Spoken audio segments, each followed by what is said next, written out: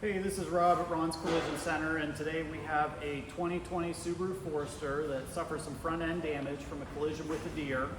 We've already performed our disassembly and blueprinting process, but what we're working on today is the manufacturer's required safety inspections following a collision, checking things such as the airbags, seat belts, but also the steering column and steering gearbox and U-joints.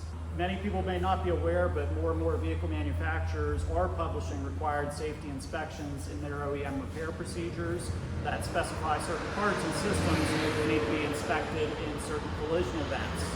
This is due to the fact that vehicles have become more complex and the safety features have increased significantly. On this particular vehicle, we have a 10-page inspection procedure of items that must be checked, quote, anytime the vehicle is in a collision, even a slight one. The procedures specify checking the obvious safety parts such as the airbags, seat belts, buckles, etc.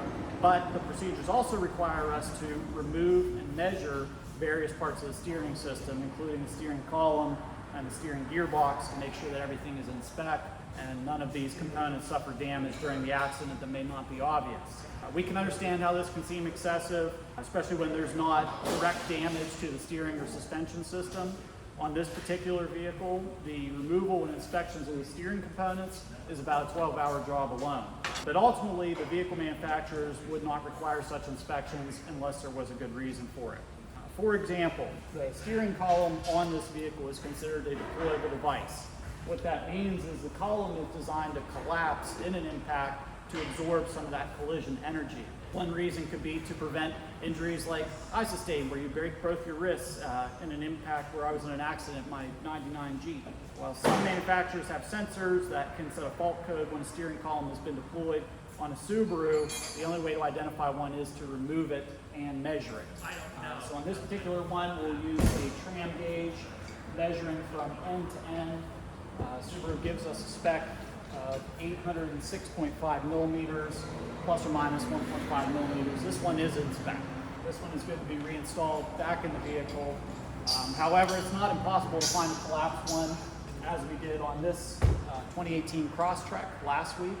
This column was about 4 millimeters short of what the spec was, indicating it's collapsed, it needs to be replaced. The steering gearbox and U-joint inspections are also important because the steering system is so critical to the car's safety, and the engineers of these vehicles have identified potential weak points in the system that could be vulnerable in a collision. Ultimately, our main goal at Ron's is to restore our customers' vehicles to pre-loss condition following the OEM's repair procedures published by the vehicle manufacturers. It doesn't mean just fixing the obvious damaged parts anymore, but ensuring that all the vehicle systems, including the safety systems, are functioning as intended. So I hope this gives a little bit more insight into some of these inspections that are required after a collision and the reasons for doing so. Please feel free to reach out to us if you have any questions or need any help. Thanks.